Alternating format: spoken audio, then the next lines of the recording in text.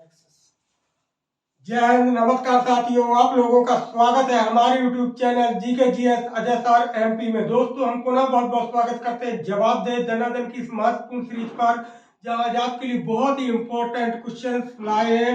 दोस्तों, हम आज इस सीरीज पर बताने वाले हैं कि किस प्रकार से मध्य प्रदेश पुलिस, मध्य प्रदेश पटवारी, मध्य प्रदेश फॉरेस्ट और मध्य प्रदेश जेल प्रहरी पर क्वेश्चन पूछे जाते हैं। दोस्तों, किस तरीके से उन प्रश्नों का हल करना होता है, कैसे टाइम मैनेज करना होता है, तो बने रहिएगा आप हमारे साथ, क्योंकि आज की क्लास बहुत ही धमाकेदार क्लास होने वाली है। और दोस्तों, फुल उम्मीद के साथ आपको मजा आने वाला है। तो चलेंगे स्क्रीन पर इस तरीके से पहले महत्वपूर्ण क्वेश्चन की ओर। अच्छा प्रश्न है, बहुत बढ़िया प्रश्न है, स्क्रीन पर बहुत बढ़िया प्रश्न है। और देखेंगे कि क्वेश्चन देखेंगे कि उस राजा का, बहुत बढ़िया, उस राजा का नाम बताएं जिसने पन्ना शहर की स्थापना की। पन्ना की जुगल किशोर, बहुत बढ़िया नाम सुना होगा। मध्य प्रदेश के 52 जिलों में एक जिला होगा अपना पन्ना। तो बताना है दोस्तों इस क्वेश्चन पर कि कौन करेगा पन्ना नगर की स्थापना, कौन बनेगा संस्थापक पन्ना का। बहुत बढ़िया। ऑप्शन 1 नजर पर मधुकर शाह नरेश, ऑप्शन बी राजा कर्ण दहरिया, ऑप्शन सी महाराजा छत्रसाल, ऑप्शन डी लाला हरदौल। बहुत बढ़िया ऑप्शन है, बहुत बढ़िया क्वेश्चन। आसान सा प्रश्न है लेकिन छोटा क्वेश्चन, बड़ा धमाल। दोस्तों, अगर थोड़ा सा चूके तो याद रखिएगा, आंसर कहीं ना कहीं गलत होने के फुल चांस बनेंगे। इसलिए सही समय को देखते हुए सही टाइम पर आप आंसर क्लिक करें और क्या होगा इसका राइट आंसर। और इस प्रकार से धीरे धीरे समय होता हुआ समाप्त, और इसका जो राइट आंसर होगा वह होगा सी, यानी महाराजा छत्रसाल। छत्रसाल तो राजमा डगमग धरती हो, और जहां जहां घोड़ा पगधरे वहीं वहीं हीरा हो।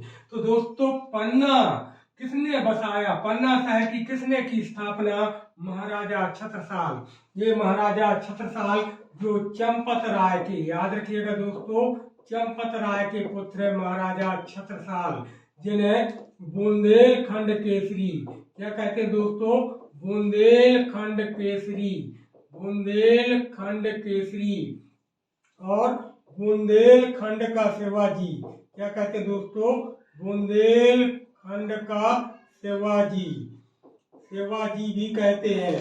और क्या कहते हैं, स्वतंत्र बुंदेलखंड का, याद रखिएगा दोस्तों, स्वतंत्र बुंदेलखंड का क्या कहते हैं, स्वतंत्र बुंदेलखंड का इन्हें कहते हैं संस्थापक।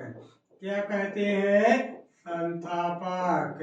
तो क्लियर हुआ दोस्तों कि किसने की पन्ना शहर की स्थापना, तो चंपत राय के पुत्र यानी महाराजा छत्रसाल ने की, जिन्हें बुंदेलखंड केसरी कहते हैं, जिन्हें बुंदेलखंड का शिवाजी कहते हैं, जिन्हें स्वतंत्र बुंदेलखंड का संस्थापक मानते हैं, उन्हीं के द्वारा की गई थी पन्ना शहर की स्थापना। चलेंगे स्क्रीन पर अगले महत्वपूर्ण क्वेश्चन की ओर। और ये अगला बहुत ही बड़ा प्रश्न है कि उस राजा का नाम बताएं। राजा का नाम बताना है दोस्तों, उस राजा का नाम बताएं जिसने,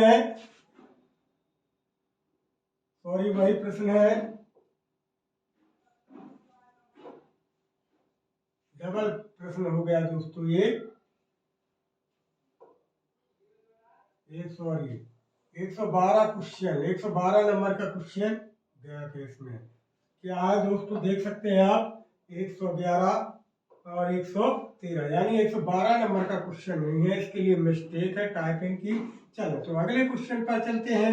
112 है तो 113 है। आते हैं कि चंबल घाटी में, बहुत बढ़िया, चंबल घाटी, बहुत बढ़िया क्वेश्चन दोस्तों। चंबल घाटी में अटेर का दुर्ग डॉट डॉट द्वारा निर्मित किया गया था। बहुत बढ़िया, किसके द्वारा किया गया था चंबल घाटी में अटेर का दुर्ग। बहुत बढ़िया यह प्रश्न। यह 4 वंश स्क्रीन पर। ऑप्शन ए तोमर वंश, ऑप्शन बी चंदेल वंश, ऑप्शन सी चौहान वंश और ऑप्शन डी भदौरिया वंश। क्या होगा राइट आंसर? आप शीघ्र क्लिक करें और बताएं दोस्तों कि क्या होगा इसका राइट आंसर।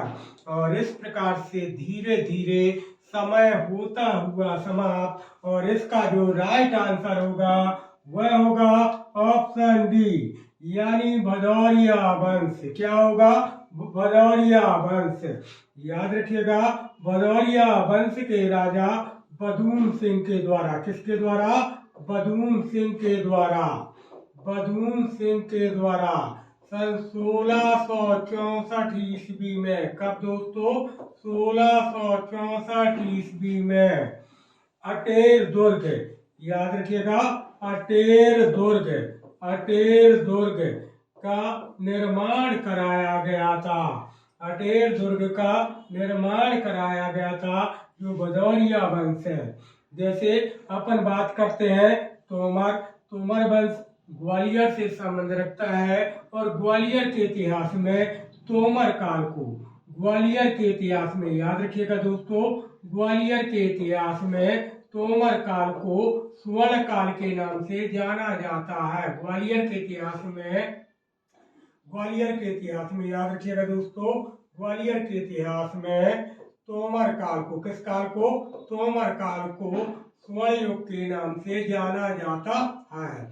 आपने सुना होगा राजा मान सिंह तोमर, जिन्होंने ग्वालियर में गुजरी महल का निर्माण कराया था, वो इसी वंश से संबंध रखते हैं। जैसे चंदेल वंश की बात करते हैं, चंदेल वंश का संस्थापक नन्नुक होगा और दोस्तों इन्हीं के द्वारा छतरपुर जिला स्थित खजुराहो के मंदिरों का निर्माण कराया गया था 950 से 1050। चौहान वंश पर जिक्र करते हैं कि इसका महान राजा होगा, वो होगा पृथ्वीराज चौहान तृतीय, पृथ्वीराज चौहान तृतीय।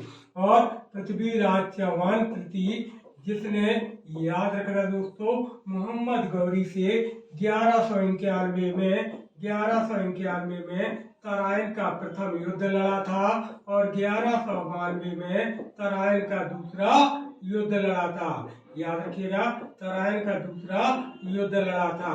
ये वही पृथ्वीराज चौहान है जो चौहान वंश से संबंध रखता है। तो इसका राइट आंसर क्या होगा? भदौरिया वंश। भदौरिया के राजा हुए बदून सिंह। इन्हों के द्वारा 1666 ईस्वी में अटेर दुर्ग का निर्माण कराया गया था। तो चलेंगे दोस्तों स्क्रीन पर अगले महत्वपूर्ण प्रश्न की ओर।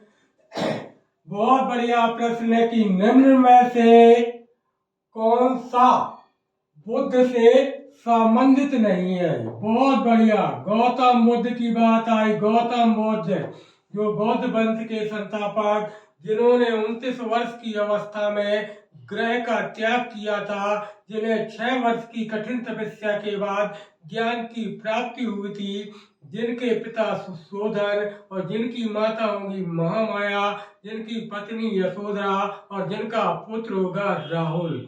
दोस्तों उन्हीं की बात करते हैं कि ये 4 स्थान दिए गए हैं। Option A Ranchi, option B Bodh Gaya, option C Kushinagar और ऑप्शन डी लुम्बिनी। याद रखिएगा बोध गया, याद रखिएगा, इसको थोड़ा सुधार लीजिएगा, बोध गया, बोध गया। क्लियर? यहाँ बौद्ध लिखा है तो यहाँ एक ही मात्रा होगी, बोध गया। तो क्या होगा राइट आंसर? आप शीघ्र कमेंट करें और बताएं दोस्तों कि क्या होगा इसका राइट आंसर। कौन सा प्लेस होगा जो अपने बुद्ध से संबंध नहीं रखता? तो दोस्तों कुशीनगर, याद रखिएगा, बोध गया तो संबंध रखता ही है। कुशीनगर में आपको पता है कि इनका जन्म ही हुआ था और याद रखिएगा ये अपना लुम्बिनी से भी संबंध रखते हैं, यानी लुम्बिनी। और आपका जो राइट आंसर होगा वह होगा ए यानी रांची। क्या होगा? रांची। तो चलेंगे स्क्रीन पर अगले महत्वपूर्ण क्वेश्चन की ओर। और यह बढ़िया प्रश्न, अच्छा प्रश्न अंतरिक्ष से। भारतीय अंतरिक्ष अनुसंधान संगठन द्वारा, यानी किसकी बात कर रहा है? ISRO, यानी निर्मित पहला उपग्रह कौन सा था? यानी इंडियन स्पेस रिसर्च ऑर्गेनाइजेशन, जिसकी स्थापना कब हो रही है? जिसकी स्थापना हो रही है 15 अगस्त 1969। कब हो रही है? 1969। जिसका मुख्यालय है दोस्तों बेंगलोर में। कहाँ पर? बेंगलोर में। कहाँ पर? बेंगलोर। ये इसी को बेंगलुरु बोल सकते हैं और इसका क्षेत्रीय मुख्यालय है अपना भोपाल में। तो बताना है दोस्तों कि भारतीय अंतरिक्ष अनुसंधान संगठन द्वारा निर्मित पहला उपग्रह कौन सा है? Option A Rohini, option B Bhaskar, option C Aryabhata और ऑप्शन डी त्रिशूल। क्या होगा राइट आंसर? आप शीघ्र कमेंट करें और बताएं दोस्तों कि क्या होगा इसका राइट आंसर। समय तीव्र गति से गुजरता हुआ, क्योंकि दोस्तों समय कभी किसी का इंतजार नहीं करता। आप बेशक सोचते रहें, चिंतन करते रहें, विचार करते रहें, पर टाइम तो निरंतर अपने टाइम के अनुसार चलता ही रहेगा। तो क्या होगा इसका राइट आंसर? और इस प्रकार से समय हुआ समाप्त और इसका राइट आंसर होगा, वह होगा आर्यभट्ट। क्या होगा? आर्यभट्ट। और यह हमारे भारत का पहला उपग्रह कहलाता है। क्या कहलाता है? पहला उपग्रह कहलाता है। पहला उपग्रह कहलाता है जिसकी स्थापना इसरो के द्वारा की गई थी। क्लियर दोस्तों? चलेंगे स्क्रीन पर अगले महत्वपूर्ण क्वेश्चन की ओर। और ये बहुत बढ़िया प्रश्न है, अच्छा प्रश्न स्क्रीन पर कि किस राज्य में भगवान महावीर, बहुत बढ़िया, वन्य जीव अभ्यारण्य स्थित है? बताना है दोस्तों भगवान महावीर यानी जैन धर्म। जैन धर्म में दोस्तों आपको ज्ञात होगा कि कुल 24 तीर्थंकर हुए। कितने तीर्थंकर हुए? 24 तीर्थंकर हुए। और जो पहले, याद रखिएगा, जो जैन धर्म के, याद रखिएगा दोस्तों, जो जैन धर्म के पहले तीर्थंकर हैं। क्लियर दोस्तों? जो जैन धर्म के पहले तीर्थंकर वो कौन है? वो है आपके ऋषभ देव। क्या क्लियर हुआ दोस्तों कि जैन धर्म में कुल कितने तीर्थंकर हुए दोस्तों? तो जैन धर्म के तीर्थंकर कितने हैं? तो कुल 24 तीर्थंकर है। कितने तीर्थंकर है? 24 तीर्थंकर है। और जैन धर्म के जो पहले नंबर के तीर्थंकर है, याद रखिएगा, वो है आपके अपने ऋषभ देव। कौन है? ऋषभ देव। और जो 24वें नंबर के हैं, याद रखिएगा दोस्तों, जो 24वें नंबर के हैं वो है महावीर स्वामी। कौन है? महावीर स्वामी। आपको ज्ञात होगा दोस्तों महावीर स्वामी का जन्म 540 ईसा पूर्व वैशाली के कुंडग्राम में हुआ और इनकी मृत्यु 468 ईसा पूर्व पावापुरी में हुई थी। दोस्तों इनके पिता का नाम होगा सिद्धार्थ, इनकी माता का नाम होगा त्रिशला और इनकी पत्नी का नाम होगा यशोदा, इनकी पुत्री का नाम होगा अनुजा प्रियदर्शना और दोस्तों इनके शिष्य का नाम होगा जवाली और यही बनेगा उनका दामाद। तो बताना है कि महावीर वन्य जीव अभ्यारण्य, याद रखिएगा दोस्तों, सबसे ज्यादा अभ्यारण्य भारत के अंडमान निकोबार द्वीप समूह में है। दोस्तों ये भी आप याद रखिएगा। तो बताना है कि महावीर वन्य जीव अभ्यारण्य कहाँ पर स्थित है? ऑप्शन ए नजर पर, ऑप्शन ए गोवा में, ऑप्शन बी केरल में, ऑप्शन सी मणिपुर में और ऑप्शन डी बिहार में। क्या होगा इसका राइट आंसर? आप शीघ्र कमेंट करें और बताएं दोस्तों कि कहाँ पर होगा भगवान महावीर वन्य जीव अभ्यारण्य। और इस प्रकार से धीरे धीरे समय होता हुआ आपका समाप्त और इसका जो राइट आंसर होगा वह होगा ऑप्शन ए यानी गोवा। याद रखिएगा दोस्तों, गोवा में स्थित है भगवान महावीर वन्य जीव अभ्यारण्य। इस प्रकार से स्क्रीन पर अगले महत्वपूर्ण क्वेश्चन की ओर कि राज्य पुनर्गठन अधिनियम किस वर्ष में पारित हुआ था? बहुत बढ़िया प्रश्न है। राज्य पुनर्गठन अधिनियम कब पारित हुआ था दोस्तों? बहुत बढ़िया यह प्रश्न है। ऑप्शन एक नजर पर 1954, 1955, 1956 या 1957। क्या होगा राइट आंसर? आप शीघ्र कमेंट करें और बताएं दोस्तों कि क्या होगा राइट आंसर, कब पारित होगा राज्य पुनर्गठन आयोग। और इस प्रकार से समय आपका धीरे धीरे होता हुआ समाप्त, और इसका जो राइट आंसर होगा वह होगा 1956 यानी 1956, सॉरी 1956, 1956 यानी 1956। अगर 1956 की बात करते हैं दोस्तों, तो भारत और चीन के मध्य, याद रखिएगा दोस्तों, भारत और चीन के मध्य, किसके मध्य? भारत और चीन के मध्य एक समझौता हुआ था, और जिसे कहते हैं पंचशील समझौता। याद रखिएगा 1954 में क्या हुआ था? भारत और चीन के मध्य एक समझौता हुआ, जिसे पंचशील समझौता के नाम से जाना जाता है। अगर 1955 की बात करते हैं, तो दोस्तों SBI, याद रखिएगा SBI यानी स्टेट बैंक ऑफ इंडिया की क्या होगी? यहाँ पर होगी स्थापना। क्या होगी? स्थापना। इसके बाद राज्य पुनर्गठन आयोग दोस्तों 1956 में लाया गया, जिसके आधार पर 14 राज्य और 6 केंद्र शासित प्रदेश गठित किए गए। क्लियर दोस्तों? और इस प्रकार से स्क्रीन पर अगले महत्वपूर्ण प्रश्न की ओर, और यह बढ़िया प्रश्न, बहुत अच्छा प्रश्न दोस्तों, देखेंगे कि संसद के संयुक्त सत्र की, अब यहाँ शब्द आया सत्र, सत्र का मतलब होता है एक प्रकार से मीटिंग, की अध्यक्षता कौन करता है? ऑप्शन ए अध्यक्ष, ऑप्शन बी उपसभापति, ऑप्शन सी राष्ट्रपति, और ऑप्शन डी उपराष्ट्रपति।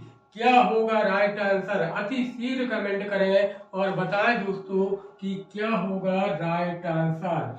क्या आपका प्रेसिडेंट होगा, क्या आपका प्रेसिडेंट होगा, या आपका वाइस प्रेसिडेंट होगा, या आपका उपसभापति होगा, या आपका स्पीकर होगा? क्या होगा राइट आंसर? और इस प्रकार से धीरे धीरे समय होता हुआ आपका समाप्त, और इसका जो राइट आंसर है वह होगा ए यानी अध्यक्ष।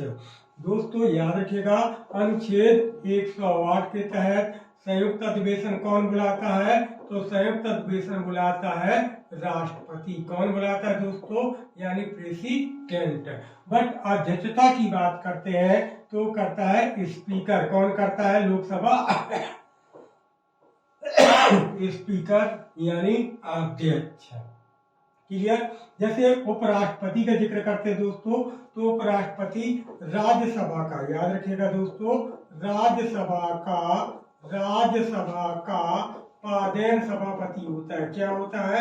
राज्यसभा का पादेन सभापति होता है आपका उपराष्ट्रपति, जिसकी तुलना अमेरिका के उपराष्ट्रपति के साथ की गई है। और भारत के राष्ट्रपति की तुलना इंग्लैंड के राजा के साथ की गई है। किससे की गई है? इंग्लैंड के राजा के साथ की गई है भारत के राष्ट्रपति की तुलना।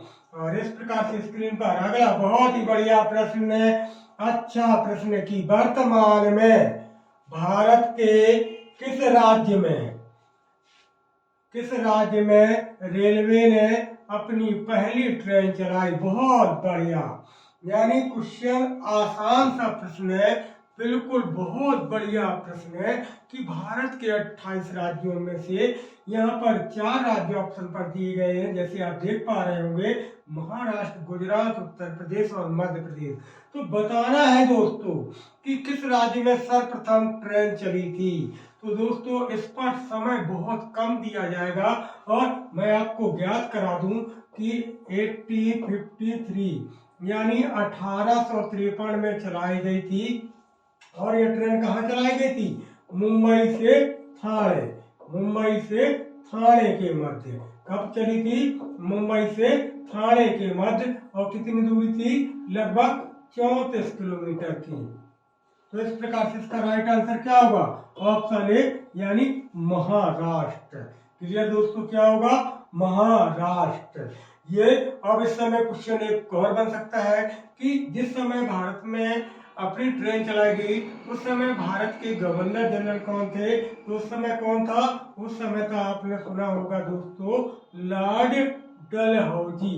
लॉर्ड डलहौजी जो हड़प नीति के लिए, इतिहास में याद रखिएगा दोस्तों, हड़प नीति के लिए यानी विलय नीति के लिए बहुत प्रसिद्ध है। उसी के टाइम चली थी 1853 में ट्रेन। अगला महत्वपूर्ण क्वेश्चन और बहुत बड़ा प्रश्न, अच्छा प्रश्न है कि ब्रिटिश संसद के इतिहास का है प्रश्न।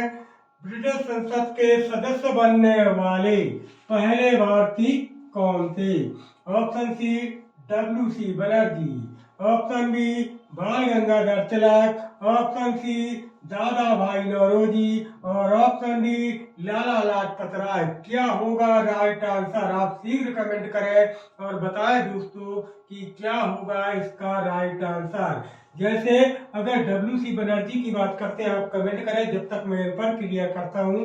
WC बनर्जी जो है वो थे कांग्रेस के प्रथम अध्यक्ष। कौन थे दोस्तों? कांग्रेस के प्रथम अध्यक्ष कौन थे? WC बनर्जी, जिन्हें कहते हैं व्योमेश चंद्र बनर्जी। तो इसका मतलब ये आंसर हो नहीं सकता। बाल गंगाधर तिलक, स्वराज हमारा जन्म सिद्ध अधिकार है और हम इसे लेकर रहेंगे, ये हुए गरम दल के नेता। कौन हुए? गरम दल के नेता। तो गरम दल के नेता भी ऑप्शन नहीं हो सकता, क्योंकि गरम दल और नरम दल 1907 में कांग्रेस का सूरत में अधिवेशन हुआ और इसमें दो भाग, एक बना आपका नरम दल और दूसरा बना आपका गरम दल। कौन सा बना? गरम दल। क्लियर दोस्तों? क्यों कौन सा बना था आपका? गरम दल। क्लियर? एक बना नरम दल और दूसरा बना आपका गरम दल। नरम दल में जैसे फिरोज शाह मेहता, गोपाल कृष्ण गोखले, मदन मोहन मालवीय, जिनसा वाचा। गरम दल में लाल बाल पाल, ऐसे नाम सुने होंगे दोस्तों, इतिहास में आपने पढ़े भी होंगे। तो ये आंसर हो नहीं सकता। अब बचे आपके पास दो ऑप्शन। तो लाला लाजपत राय, ये भी गरम दल के ही नेता थे, याद रखिएगा। तो इस प्रकार से ये भी ऑप्शन नहीं, तो इसका राइट आंसर क्या होगा? ऑप्शन सी, यानी दादा भाई नौरोजी ब्रिटिश संसद के सदस्य बनने वाले पहले भारतीय बनने का गौरव लिए हुए हैं। इस प्रकार से स्क्रीन पर अगले महत्वपूर्ण प्रश्न की ओर, बहुत बढ़िया प्रश्न है, अच्छा प्रश्न है कि सितंबर 2017 में भारत के नियंत्रक एवं महालेखक परीक्षक के रूप में किसे नियुक्त किया गया? यानी किसकी बात हो रही है? कैग की। किसकी बात कर रहे हैं? कैग। जिसका वर्णन भाग 5 के अनुच्छेद 148 अनुच्छेद 148 में किया गया है। यानी महानियंत्रक लेखा परीक्षक जो भारत में सार्वजनिक संपत्ति का क्या होता है? सार्वजनिक संपत्ति का रक्षक होता है। याद रखिएगा दोस्तों, रक्षक होता है, जिसकी नियुक्ति राष्ट्रपति के द्वारा की जाती है। तो किसे बनने का गौरव हासिल हुआ 2017 में कैग का पद? Option A Rajiv Maharshi, option B Vinod Rai, option C Shashikant Sharma और ऑप्शन डी सुनील अरोड़ा। क्या होगा राइट आंसर? आप शीघ्र कमेंट करें और बताएं दोस्तों कि क्या होगा राइट आंसर। और इस प्रकार से समय होता हुआ आपका समाप्त, और इसका जो राइट आंसर होगा वह होगा ऑप्शन ए, यानी राजीव महर्षि। जैसे सुनील अरोड़ा की बात करते हैं दोस्तों, तो ये निर्वाचन आयुक्त बनाए गए थे। क्या बनाए गए थे? निर्वाचन आयुक्त बनाए गए। शशिकांत शर्मा, विनोद राय। अब तो इसका 2017 का जिक्र कर रहे थे, तो 2017 में दोस्तों याद रखिएगा इन्हें ही बनाया गया था महानियंत्रक लेखा परीक्षक। वर्तमान में अगर बात करते हैं तो वर्तमान के कौन है दोस्तों? तो वर्तमान के हैं गिरीश चंद्र। कौन है दोस्तों? गिरीश चंद्र। ये है वर्तमान के महानियंत्रक लेखा परीक्षक। स्क्रीन पर चलेंगे अगले महत्वपूर्ण क्वेश्चन की ओर, और ये बहुत बढ़िया प्रश्न है, अच्छा प्रश्न है। देखेंगे दोस्तों कि निम्नलिखित में से किस जगह सिद्धनाथ बराहद्वारी मंदिर स्थित है? बहुत बढ़िया। ऑप्शन ए मंधाता में, ऑप्शन बी ओमकारेश्वर में, ऑप्शन सी हरदा में और ऑप्शन डी पुनासा में। क्या होगा राइट आंसर? आप शीघ्र कमेंट करें और बताएं दोस्तों कि कहां पर होगा सिद्धनाथ बराह। याद रखिएगा दोस्तों, सिद्धनाथ, याद रखना दोस्तों, सिद्धनाथ बराहद्वारी मंदिर। क्या होगा राइट आंसर? इस प्रकार से धीरे धीरे समय होता हुआ समाप्त और इसका जो राइट आंसर होगा वह होगा ऑप्शन बी, जिसका जो ओमकारेश्वर जो अपने खंडवा में स्थित है। खंडवा में स्थित है और किस नदी के किनारे? तो नर्मदा नदी के किनारे। किसके किनारे? नर्मदा नदी के किनारे। और यह दोस्तों ओमकारेश्वर का मंदिर भारत की 12 और मध्य प्रदेश की 2 ज्योतिर्लिंगों में एक है। याद रखिएगा, ज्योतिर्लिंगों में एक है। क्लियर दोस्तों?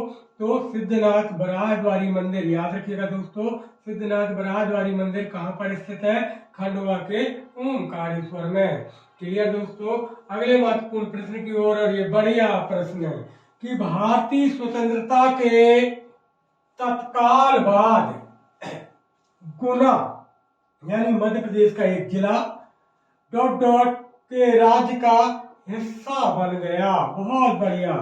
ऑप्शन ए मध्य भारत का, ऑप्शन बी विंध्य प्रदेश का, ऑप्शन सी भोपाल का और ऑप्शन डी इनमें से कोई नहीं। क्या होगा राइट आंसर? आप शीघ्र कमेंट करें और बताएं दोस्तों कि क्या होगा इसका राइट आंसर। और इस प्रकार से धीरे धीरे समय तीव्र गति से होता हुआ समाप्त, क्योंकि दोस्तों ये जीके जीएस की जो सीरीज है जवाब दे दनादन में, इसमें मेन क्वेश्चंस आपका जो उद्देश्य है उसमें आपको प्रश्न बताना और प्रश्नों को टाइम टू टाइम हल करने की स्थिति पर लाना। तो क्या होगा इसका राइट आंसर? अब जैसे विंध्य प्रदेश की बात करते हैं और तो ये सी स्टेट का भाग था और भोपाल भी दोस्तों सी स्टेट, यानी ये दोनों सी स्टेट और सी स्टेट में आपका बुंदेलखंड और बघेलखंड, याद रखिएगा, बुंदेलखंड और बघेलखंड का हिस्सा आता था। तो दोस्तों ये तो 2 ऑप्शन गए, अब बचा एक ऑप्शन और दूसरा ये बचा। तो इनमें से कोई नहीं, तो ऐसा हो नहीं सकता कि इनमें से कोई नहीं, तो एक ये गया। इसका मतलब ऑप्शन क्या होगा? ऑप्शन ए यानी मध्य भारत। याद रखिएगा दोस्तों, क्या ऑप्शन है? मध्य भारत। और इस प्रकार से स्क्रीन पर चलेंगे अगले महत्वपूर्ण प्रश्न की ओर। बहुत बढ़िया प्रश्न है 124 नंबर का कि अलीराजपुर डॉट डॉट लोकसभा निर्वाचन क्षेत्र का हिस्सा है। बहुत बढ़िया। यानी अलीराजपुर में जो लोकसभा संसदीय सीट है वह कहां पर शामिल है? ऑप्शन ए रतलाम में, ऑप्शन बी झाबुआ में, ऑप्शन सी बड़वानी में और ऑप्शन डी खरगोन में। क्या होगा राइट आंसर? शीघ्र कमेंट करें और बताएं दोस्तों कि क्या होगा राइट आंसर। याद रखिएगा दोस्तों, 17 मई सन 2008 को, 17 मई सन 2008 को झाबुआ से अलग करके अलीराजपुर को क्या बनाया गया था? अलीराजपुर को मध्य प्रदेश का 49वां जिला बनाया गया था, जो मध्य प्रदेश का सबसे पश्चिमी जिला कहलाता है। क्या कहलाता है दोस्तों? सबसे पश्चिमी जिला कहलाता है।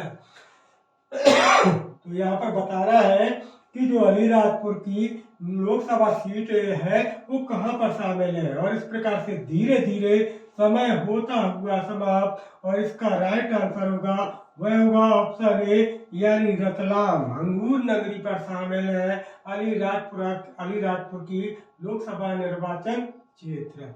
अब कई लोग सोच रहे होंगे झाबुआ से अलग तो झाबुए में शामिल होगा, ऐसा नहीं है दोस्तों। अब बड़वानी यह भी मध्य प्रदेश का ही जिला है, नर्मदा नदी के किनारे। खरगोन यह भी मध्य प्रदेश का जिला है, नर्मदा नदी के किनारे। झाबुआ यह भी मध्य प्रदेश का जिला है, नर्मदा नदी के किनारे। तो चलेंगे और रतलाम जो था वो था अपना चंबल नदी के किनारे। और इस प्रकार से स्क्रीन पर अगले महत्वपूर्ण क्वेश्चन की ओर। बहुत आसान सा प्रश्न है, इंदौर डिवीजन में कितने जिले आते हैं? बहुत बढ़िया। यहाँ पर बिल्कुल आसान सा प्रश्न है, टाइम देने का कोई मतलब नहीं है। तो इस प्रकार से इसका राइट आंसर होगा 8। यानी क्वेश्चन बना था कि इंदौर संभाग में कुल कितने जिले आते हैं, तो कितने जिले आते हैं, 8 जिले आते हैं। कितने जिले आते हैं दोस्तों, 8 जिले। और उसके लिए ट्रिक क्या है कि बबुआ बबुआ बबुआ धाक धाक खा जाई। बा से क्या बनेगा दोस्तों, देखिए यहाँ पर दिए गए ऑप्शन। बा से क्या बनेगा, बा से बनेगा बड़वानी। बू से बुरहानपुर। आ से अलीराजपुर। धा से धार। खा से खंडवा। खा से खरगोन। जा से झाबुआ। ई से इंदौर। आप काउंट कर लें दोस्तों, 3 3 6 2 8।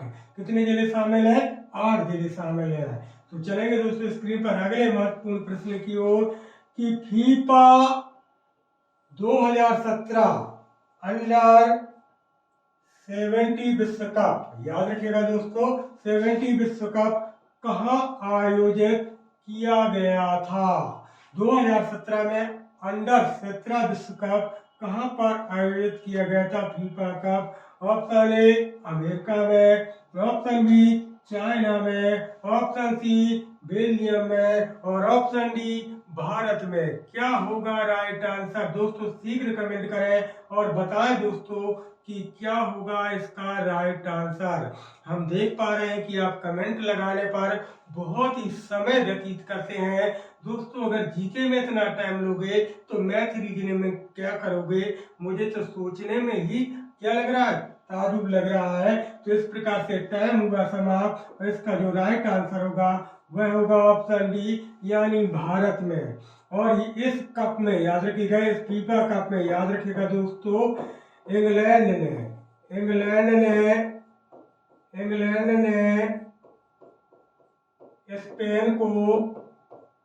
स्पेन को हराया था। क्लियर, किसने हराया था, इंग्लैंड ने किसे हराया था, स्पेन को। क्लियर हुआ दोस्तों। तो इस प्रकार से चलेंगे अगले महत्वपूर्ण क्वेश्चन की ओर। और ये बढ़िया प्रश्न है, अच्छा प्रश्न है, ज्योग्राफी से यानी भूगोल का बढ़िया प्रश्न है। याद रखिएगा दोस्तों, बहुत अच्छा प्रश्न है जियोग्राफी से कि भौगोलिक क्षेत्र के संदर्भ में निम्नलिखित में से कौन सा मध्य प्रदेश का सबसे छोटा जिला है। एमपी से क्वेश्चन यानी मध्य प्रदेश भूगोल, ये कहां से है, यानी मध्य प्रदेश भूगोल से ये क्वेश्चन है।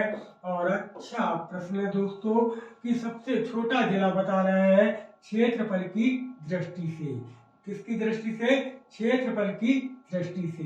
क्लियर, यानी क्षेत्रफल की दृष्टि से। Option A Datia, option B Jabalpur, option C Morena और ऑप्शन डी इंदौर।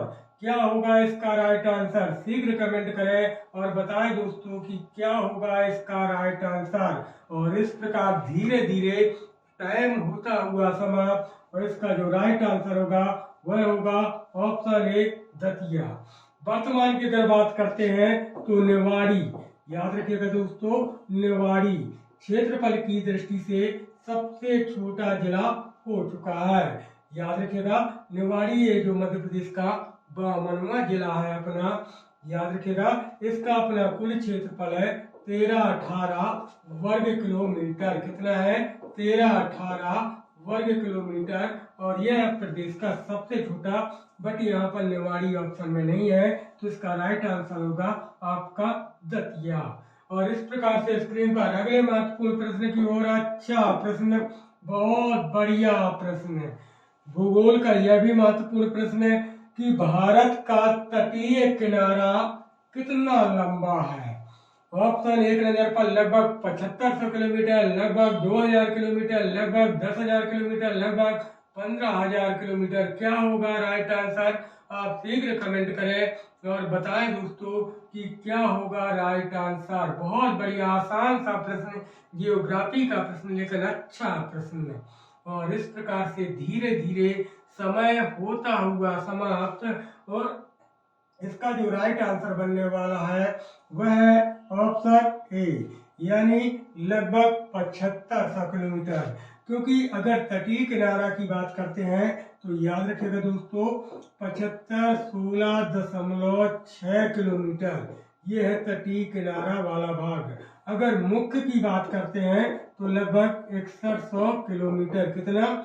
मुख्य तटीय सीमा की बात करते हैं तो लगभग 6100 किलोमीटर।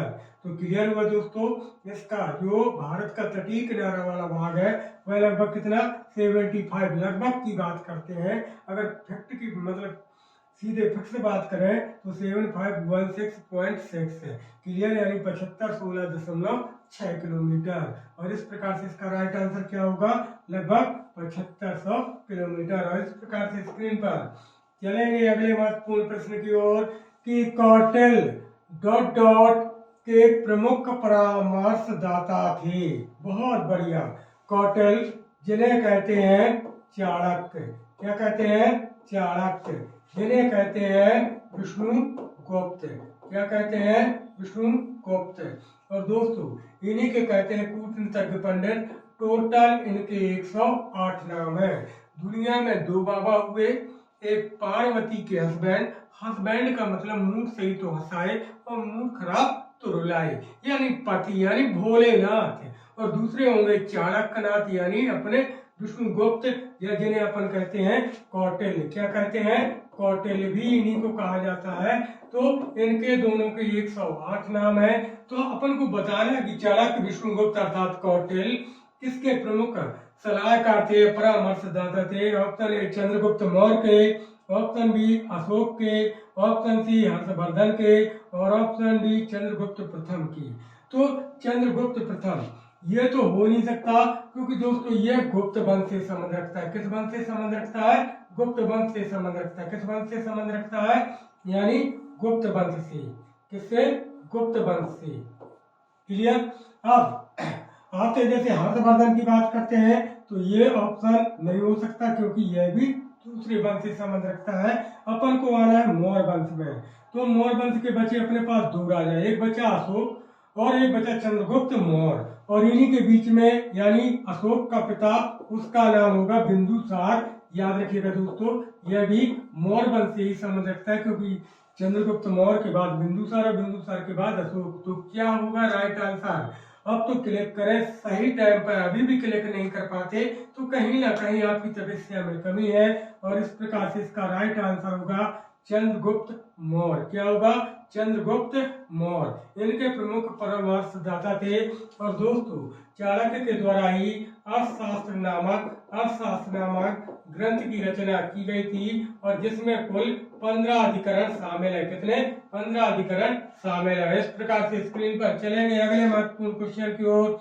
और ये बढ़िया प्रश्न, बहुत अच्छा प्रश्न कि शहीद दिवस महात्मा गांधी की शहादत प्रत्येक वर्ष डॉट डॉट को मनाया जाता है। कब मनाते हैं शहीद दिवस? आसान सा प्रश्न और बहुत बढ़िया प्रश्न। ऑप्शन ए 30 जनवरी को, ऑप्शन बी 29 जनवरी को, ऑप्शन सी 1 जनवरी को, और ऑप्शन डी 2 जनवरी को। क्या होगा राइट आंसर? शीघ्र कमेंट करें और बताएं दोस्तों कि क्या होगा राइट आंसर। और इस प्रकार से धीरे धीरे समय होता हुआ समाप्त, और इसका जो राइट आंसर होगा वह होगा ऑप्शन ए, यानी 30 जनवरी। याद रखिएगा दोस्तों, 30 जनवरी 1948 को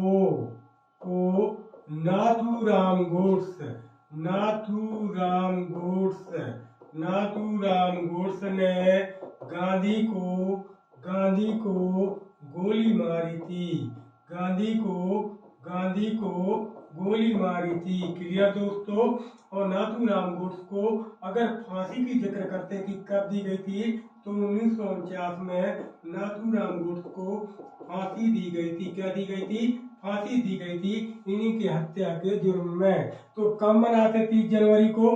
क्या मनाते हैं? तो अपना शहीद दिवस मनाते हैं। क्या मनाते हैं? शहीद दिवस। और इस प्रकार से स्क्रीन पर अगले महत्वपूर्ण प्रश्न की ओर। यह अच्छा प्रश्न बहुत बढ़िया प्रश्न देखेंगे, बहुत बढ़िया प्रश्न है कि निम्नलिखित में से कौन 2017 में अर्जुन पुरस्कार विजेता नहीं है। यहाँ 3-4 ऑप्शन दिए गए हैं और 4 ऑप्शनों में से एक ऑप्शन ऐसा है जिसने अर्जुन पुरस्कार प्राप्त नहीं किया।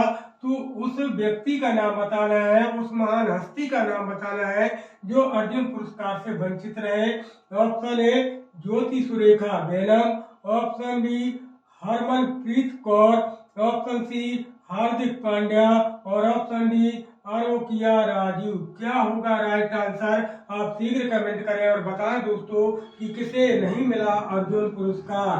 और इस प्रकार से धीरे धीरे समय होता हुआ स्पीड गति से समाप्त, और इसका जो राइट आंसर होगा वह होगा आपका हार्दिक पांड्या।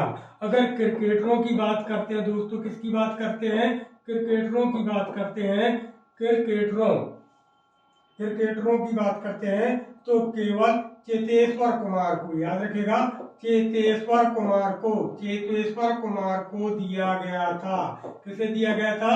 चेतेश्वर कुमार को दिया गया था 2017 में अर्जुन पुरस्कार। कौन सा पुरस्कार? अर्जुन पुरस्कार, याद रखिएगा दोस्तों, अर्जुन पुरस्कार। हार्दिक पांड्या को नहीं दिया गया था। इस प्रकार से इसका राइट आंसर क्या होगा? हार्दिक पांड्या। और इस प्रकार से स्क्रीन पर चलेंगे बहुत बढ़िया अगले महत्वपूर्ण क्वेश्चन की ओर। और यह अच्छा प्रश्न है कि निम्नलिखित में से कौन केंद्रीय मंत्रिमंडल की सुरक्षा संबंधी समिति का सदस्य नहीं है। बहुत बढ़िया। ऑप्शन ए कानून और न्याय मंत्री, ऑप्शन बी वित्त मंत्री, ऑप्शन सी रक्षा मंत्री, ऑप्शन डी विदेश मामलों के मंत्री। पॉलिटिकल से बहुत ही बढ़िया प्रश्न, थोड़ा कठिन प्रश्न, लेकिन इतना कठिन भी नहीं कि आपको जवाब देने में इतना टाइम लग रहा है दोस्तों। आप शीघ्र कमेंट करें और बताएं क्या होगा इसका राइट आंसर। और इस प्रकार से धीरे धीरे समय होता हुआ इसका समाप्त, और जो राइट आंसर होगा वह होगा ऑप्शन ए कानून और न्याय मंत्री। दोस्तों कानून और न्याय मंत्री यह सुरक्षा संबंधी समिति का सदस्य नहीं होता। केंद्रीय मंत्रिमंडल की सुरक्षा संबंधी समिति का सदस्य नहीं होता। तो इसका राइट आंसर क्या होगा? कानून एवं न्याय मंत्री। बाकी वित्त मंत्री, रक्षा मंत्री, विदेश मामलों के मंत्री, ये सभी मंत्री क्या होते हैं? इससे रिलेटेड होते हैं। और इस प्रकार से स्क्रीन पर चलेंगे अगले महत्वपूर्ण प्रश्न की ओर कि कुल मिलाकर भारत में कितने तटीय जिला है। ज्योग्राफी का प्रश्न, लेकिन अच्छा प्रश्न और छोटा प्रश्न। ऑप्शन ए का नजर पर 78 जिला, ऑप्शन बी 98 जिला, ऑप्शन सी 70 जिला और ऑप्शन डी 54 जिला। क्या होगा राइट आंसर? आप शीघ्र कमेंट करें और बताएं दोस्तों कि क्या होगा राइट आंसर। और इस प्रकार से धीरे धीरे समय होता हुआ समाप्त, और इसका जो राइट आंसर होगा वह होगा ऑप्शन सी यानी 70। वैसे तो दोस्तों अगर राज्यों के जिलों की बात करते हैं तो 66 जिले याद रखिएगा, 66 जिले। ये क्या है? ये है अपने राज्यों की, किसके हैं? राज्यों के। जो भारत में 28 राज्य हैं तो राज्यों से कितने? यानी 66 जिले। लेकिन 3 जिले एक केंद्र शासित प्रदेश है और जिसका नाम है अंडमान निकोबार द्वीप समूह। अंडमान निकोबार द्वीप समूह। क्लियर दोस्तों? अंडमान निकोबार द्वीप समूह से कितने जिले आते हैं? 3 जिले। और एक जिला अगले केंद्र शासित प्रदेश से, और जिसका नाम होगा लक्षद्वीप। क्या नाम होगा? लक्षद्वीप। तो अंडमान निकोबार से 3 जिला, राज्यों से 66 जिला और लक्षद्वीप से 1 जिला, तो टोटल कितना हो जाएगा आपका? 70 जिला। तो इस प्रकार से राइट आंसर क्या होगा? सी नंबर। चलेंगे स्क्रीन पर अगले महत्वपूर्ण प्रश्न की ओर। बहुत बढ़िया, बहुत बड़ा प्रश्न, करंट का प्रश्न, लेकिन अच्छा प्रश्न है कि 5 सितंबर 2017 को गोली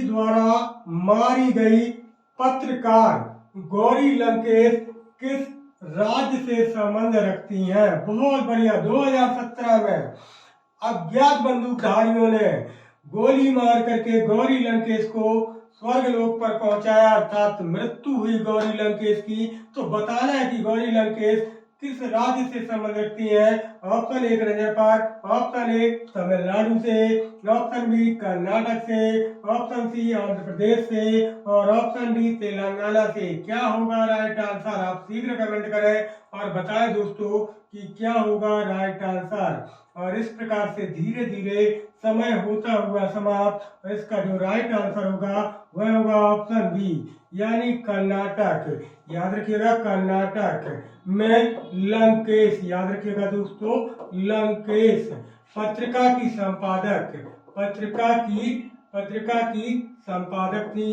कौन? आपकी गौरी लंकेश, जिनकी अज्ञात बंदूकधारियों ने 5 सितंबर 2017 को गोली मार करके हत्या कर दी थी। और इस प्रकार से स्क्रीन पर चलेंगे। बहुत बढ़िया, अगले महत्वपूर्ण प्रश्न की ओर। अच्छा प्रश्न कि पेशारी बांध, बहुत बढ़िया, पेशारी बांध डॉट डॉट में स्थित है। ऑप्शन ए भोपाल में, ऑप्शन बी इंदौर में, ऑप्शन सी ग्वालियर में और ऑप्शन डी उज्जैन में। क्या होगा राइट आंसर? शीघ्र कमेंट करें और बताएं कि कहां पर होगा पेशारी बांध। अच्छा प्रश्न और बहुत बढ़िया प्रश्न, जिसकी स्थापना की गई थी 1984, यानी 1984 में। कब की गई थी? 1984 में। और जिसकी लंबाई होगी 2150 मीटर। ये क्या होगी? लंबाई। कहाँ पर स्थित होगा? कौन सी जिला में स्थित होगा? याद रखिएगा, कौन सी नदी पर होगा? अगर नदी का जिक्र करते हैं तो नदी का नाम होगा मोबार। क्या नाम होगा? मोबार। अब रह गया जिला, तो क्या होगा राइट आंसर? और इस प्रकार से समय हुआ आपका समाप्त। और इसका राइट आंसर होगा दोस्तों, वह होगा ग्वालियर। क्या होगा? ग्वालियर। क्या होगा? ग्वालियर। और चलेंगे स्क्रीन पर अगले महत्वपूर्ण प्रश्न की ओर। बहुत अच्छा प्रश्न कि सिंगरौली में चितरंगी निम्नलिखित में से किसके लिए जाना जाता है? यानी सिंगरौली जो मध्य प्रदेश का एक जिला है और जो 24 मई सन 2008 को, 24 मई सन 2008 को सीधी से अलग करके जिला बनाया गया था सिंगरौली। क्या बनाया गया था? जिला बनाया गया था सिंगरौली। और यह हमारे मध्य प्रदेश का 50वां जिला कहलाता है। और यही मध्य प्रदेश का सबसे पूर्वी जिला भी कहलाता है सिंगरौली, जिससे कहते हैं ऊर्जा राजधानी, यानी कोयला राजधानी। क्या कहते हैं? कोयला राजधानी। तो बताना चितरंगी किसके लिए प्रसिद्ध है? गढ़ी पुराना किला के लिए, चित्रित चट्टानी आश्रय के लिए, बांध के लिए या विद्युत ग्रह के लिए। और इस प्रकार से धीरे धीरे समय होता हुआ समाप्त। और इसका राइट आंसर होगा चित्रित चट्टानी आश्रय के लिए। याद रखिएगा, जो सिंगरौली में चितरंगी है वह चित्रित चट्टानी आश्रय है। इस प्रकार से स्क्रीन पर चलेंगे। बहुत बढ़िया प्रश्न की ओर। अच्छा प्रश्न देखेंगे कि संबलगढ़ का किला, बहुत बढ़िया, संबलगढ़ का किला और गढ़ी सुमावली कहाँ स्थित है? बहुत बढ़िया। ऑप्शन ए मुरैना में, ऑप्शन बी अशोकनगर में, ऑप्शन सी ग्वालियर में और ऑप्शन डी उज्जैन में। बहुत बढ़िया प्रश्न। क्या होगा राइट आंसर? आप शीघ्र करें, कमेंट करें और बताएं दोस्तों कहाँ पर होगा संबलगढ़ का किला और गढ़ी। बहुत बढ़िया। इस प्रकार से धीरे धीरे समय होता हुआ समाप्त। और इसका जो राइट आंसर होगा वह होगा ऑप्शन ए, यानी मुरैना। अगर अशोकनगर की बात करते हैं तो अशोकनगर में नौखंडा महल है, अशोकनगर में खूनी दरवाजा है, अशोकनगर में जौहर कुंड है और अशोकनगर में हवा महल है। ग्वालियर की बात करते हैं तो ग्वालियर में दोस्तों जैसे आपका गुजरी महल है, सहस्त्रबाहु मंदिर है, तेली का मंदिर है, उज्जैन जिसे मंदिरों की नगरी कहते हैं जो महाकाल के लिए प्रसिद्ध है। तो इसका आंसर क्या होगा? मुरैना। इस प्रकार से स्क्रीन पर चलेंगे अगले महत्वपूर्ण प्रश्न की ओर। और यह आसान सा प्रश्न है कि तवा बांध और बात और बधाई आरक्षित वन कहाँ स्थित है? ऑप्शन ए ग्वालियर में, ऑप्शन बी उज्जैन में, ऑप्शन सी होशंगाबाद में और ऑप्शन डी भिंड में। आसान सा प्रश्न है, बिल्कुल आसान सा प्रश्न है, इसमें सोचना विचारना कुछ है ही नहीं और इसका राइट आंसर हो जाएगा होशंगाबाद। क्योंकि दोस्तों तवा बांध है, तवा बांध है किस नदी पर है? तो तवा बांध है तवा नदी पर। और तवा नदी के किनारे क्या है दोस्तों? तो तवा नदी के किनारे है पचमढ़ी। और पचमढ़ी कहाँ पड़ता है दोस्तों? तो पचमढ़ी पड़ता है आपका होशंगाबाद में। तो इस प्रकार से गैस लगाया जाएगा तो इसका राइट आंसर क्या निकलेगा? होशंगाबाद। और स्क्रीन पर चलेंगे अगले महत्वपूर्ण प्रश्न की ओर। बहुत बढ़िया प्रश्न कि ऐतिहासिक आनंद नगरी मांडू डॉट डॉट जिले में, ये आसान से प्रश्न रखे हैं टाइपिस्ट ने। क्यों? आपको बिल्कुल अब इसमें भी सोचना पड़ेगा क्या? सिटी ऑफ जॉय, याद रखिएगा दोस्तों, सिटी ऑफ जॉय यानी आनंद नगरी के नाम से किसे जाना जाता है? आपको पता है, वो जाना जाता है मांडू को। तो कहाँ पर है? आसान सा प्रश्न, तो आसान सा समय, और ये कहाँ है दोस्तों? अपने धार में। और इस प्रकार से स्क्रीन पर चलेंगे अगले महत्वपूर्ण प्रश्न की ओर कि बालाघाट में लौजी का किला किस राजवंश से संबंधित है? बहुत बढ़िया। ऑप्शन ए गौड़ वंश, ऑप्शन बी मौर्य वंश, ऑप्शन सी चंदेल वंश, ऑप्शन डी कलचुरी वंश। क्या होगा राइट आंसर? तो दोस्तों दो वंश तो तुरंत निकाल सकते हैं क्योंकि एक चंदेल और एक मौर्य। अब बचा गौड़ और कलचुरी। सिर्फ इस प्रकार से अगर आंसर चूज करोगे तभी आप आंसर लगा पाओगे, अन्यथा आप तो चारों ऑप्शन में कंफ्यूजन में डाउट में ही बने रहोगे। दो ऑप्शन पहले तुरंत अलग किया करें। बचे दो, गौड़ और कलचुरी। तो ये जबलपुर वाले क्षेत्र में पहुंचे, याद रखिएगा जबलपुर वाला वही बालाघाट वाला एरिया है। लेकिन यहाँ पहले समझे कि लौजी का किला, लौजी का किला किसने बनवाया था? तो इसका ऑप्शन होगा ए यानी गौड़ वंश। क्योंकि आपको पता है कि सन 1740 से पहले, सन 1740 से पहले जो अपना गोंडवाना का क्षेत्र था, गोंडवाना का जो क्षेत्र था उसमें गौड़ राजाओं की हुकूमत चलती थी। किसकी चलती थी? गौड़ राजाओं की हुकूमत चला करती थी। क्योंकि गौड़ राजाओं की हुकूमत चला करती थी। इस प्रकार से इसका राइट आंसर क्या होगा? आपका गौड़ वंश। चलेंगे स्क्रीन पर अगले बहुत महत्वपूर्ण प्रश्न की ओर। अच्छा प्रश्न देखेंगे दोस्तों कि इंदौर डॉट डॉट नदियों की बैठक में है। ऑप्शन ए नर्मदा और ताप्ती, ऑप्शन बी सिंधु और क्षिप्रा, ऑप्शन सी क्षिप्रा और कैन, ऑप्शन डी खान और सरस्वती। क्या होगा राइट आंसर? आप पहले दो प्रश्नों को, ऑप्शन को अलग कीजिए, जैसे नर्मदा और ताप्ती।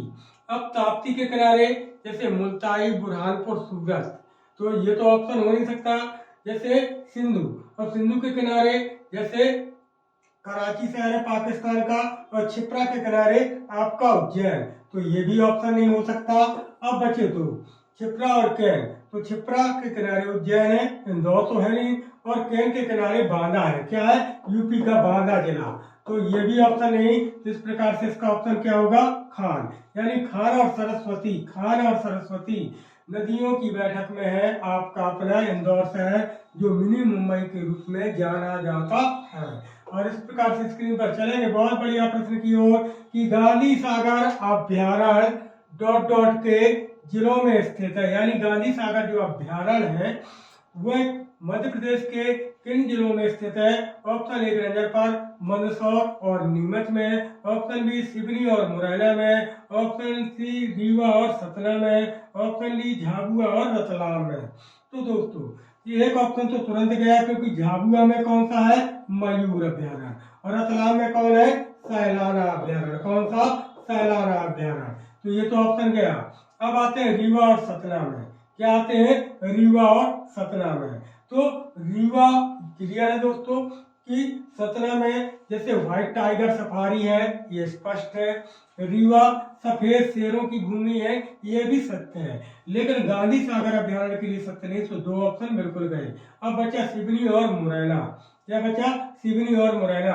तो सिवनी में आपने सुना होगा कि पेंच, याद रखिएगा, पेंच राष्ट्रीय उद्यान है और अभ्यारण्य, याद रखिएगा, पहले ये अभ्यारण्य था, कब? 1977 में, लेकिन 1983 में इसे क्या बना दिया गया? राष्ट्रीय उद्यान, और 1992 में इसे बना दिया गया प्रोजेक्ट टाइगर।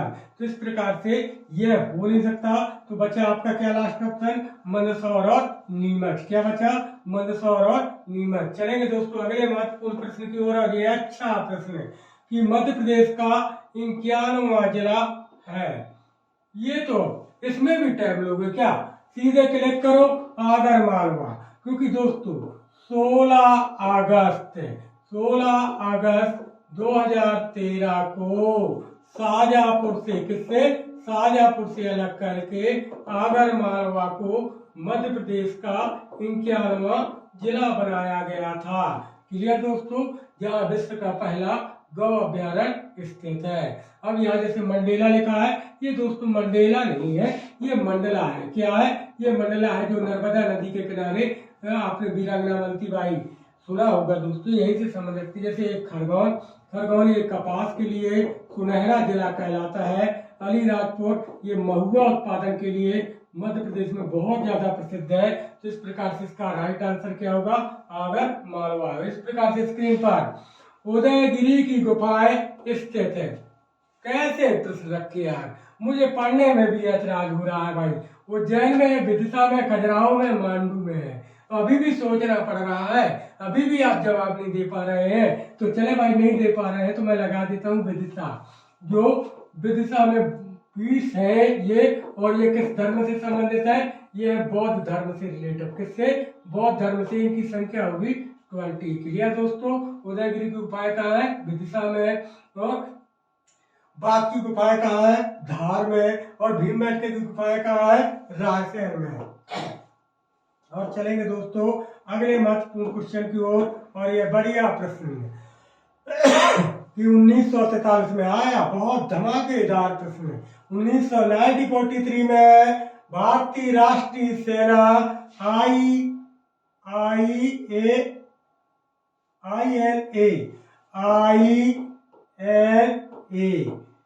का गठन कहाँ हुआ था? बहुत बढ़िया। ऑप्शन ए बर्मा, ये म्यांमार का प्राचीन नाम था। क्या था? म्यांमार का प्राचीन नाम था। Option B Singapore, option C Japan, और ऑप्शन डी कोलकाता। तो क्या होगा राइट आंसर? आप शीघ्र कमेंट करें। इसमें से कोलकाता, जापान, सिंगापुर, बर्मा, क्या हो सकता है राइट आंसर? और याद रखिएगा INA इसका गठन करेंगे मोहन सिंह। याद रखिएगा दोस्तों, कौन करेंगे? अपने मोहन सिंह। कौन करेंगे? मोहन सिंह के द्वारा की जाएगी स्थापना। ये उसी दौरान की बात है, द्वितीय विश्व युद्ध के दौरान। आपने कभी पढ़ा होगा, नेताजी का था तुलादान, मन में न उल्लास समाता था, और सिंगापुर का बच्चा बच्चा मस्ती में झूमा जाता था। और कौन कहता है आज दुश्मन बर्बाद नहीं होगा, और आज कौन कहता है कि भारत आजाद नहीं होगा? तो मोहन सिंह के द्वारा कहाँ दी गई थी? तो आपके सिंगापुर में। तो इस प्रकार से स्क्रीन पर चलेंगे अगले महत्वपूर्ण प्रश्न की ओर, और ये बढ़िया प्रश्न, अच्छा प्रश्न कि आतंकवाद विरोधी दिवस प्रत्येक वर्ष ... को मनाया जाता है। ऑप्शन ए 21 मई, 20 मई, 18 मई और 2 मई। क्या होगा राइट आंसर? आप शीघ्र कमेंट करें और बताएं दोस्तों कि क्या होगा राइट आंसर। और इस प्रकार से समय धीरे धीरे होता हुआ समाप्त। इसका राइट आंसर होगा ऑप्शन ए 21 मई। दोस्तों क्लास बड़ी होती जा रही, इसलिए स्पीड से। कौन सा संवैधानिक संशोधन भारत के संविधान में मूलभूत कर्तव्यों को सम्मिलित करता है? दोस्तों कौन सा संशोधन होगा? बहुत बढ़िया। पहले मौलिक कर्तव्य 10 प्रकार के थे, लेकिन वर्तमान में 11 प्रकार के हैं दोस्तों। तो ये किस संशोधन के द्वारा जोड़े गए थे? 44 में, 42 में, 42 में, 50 में। और इस प्रकार से धीरे धीरे समाप्त हुआ समय, और ये 42वें संशोधन 1976 के द्वारा 1976 में शामिल किए गए थे। मौलिक कर्तव्य भारतीय संविधान में सोवियत संघ रूस के संविधान से, कहाँ के, रूस के संविधान से शामिल किए गए थे। और ये किस समिति के आधार पर, तो स्वर्ण सिंह समिति, याद रखिएगा दोस्तों, स्वर्ण सिंह समिति के आधार पर शामिल किए गए थे। और इस प्रकार से स्क्रीन पर चलेंगे। बहुत बढ़िया प्रश्न कि भारत का वर्तमान मुख्य निर्वाचन आयुक्त कौन है। अब चूंकि ये प्रैक्टिस सेट पिछले हैं 2017 के हैं, तो इस समय कंडीशन यहाँ की देख रहे हैं। Option A Naseem Zaidi, option B Achal Kumar Jyoti, option C B S Sampath और option D H S Brahma. क्या होगा राइट आंसर? दोस्तों हम पहले ही बात करते हैं, अभी की बात नहीं करना। अभी तो सुनील चंद्रा, याद रखिएगा दोस्तों, सुनील चंद्रा है वर्तमान में। कौन है? सुनील चंद्रा। लेकिन इन चार ऑप्शन में से बताना है दोस्तों, और इस प्रकार से इसका राइट आंसर होगा ऑप्शन बी यानी अचल कुमार ज्योति। और इस प्रकार से स्क्रीन पर बहुत बढ़िया प्रश्न की महात्मा गांधी के राजनीतिक गुरु के रूप में किसे जाना जाता है। इतिहास का इतना सा आसान प्रश्न भी सोचने के लिए आपको मजबूर कर रहा है। क्या बात है यार दोस्तों, आसान सा प्रश्न, कक्षा तीसरी से पढ़ते चले आ रहे हैं। और इसका राइट आंसर होगा गोपाल कृष्ण गोखले। और इस प्रकार से स्क्रीन पर यह अंतिम महत्वपूर्ण प्रश्न देखेंगे कि मध्य प्रदेश में मैग्नीज निम्नलिखित में से किन जिलों में पाई जाती है। बहुत बढ़िया, मुरैना रीवा में, ऑप्शन बी बालाघाट छिंदवाड़ा में, ऑप्शन सी दुर्ग एवं बस्तर में और ऑप्शन डी उज्जैन एवं कालूमार में।